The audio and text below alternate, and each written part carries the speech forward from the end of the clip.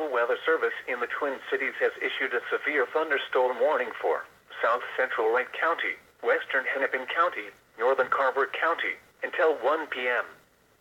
At 12:19 p.m., a severe thunderstorm was located near Mayer, or 17 miles south of Buffalo, moving northeast at 35 miles per hour. Expected hazards include half-dollar-size hail. This is a radar-indicated threat.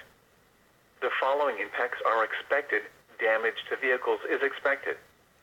Locations impacted include Plymouth, Eden Prairie, Minnetonka, Chanhassen, Waconia, Mound, Orono, Victoria, Minnetrista, Delano, Corcoran, and Medina.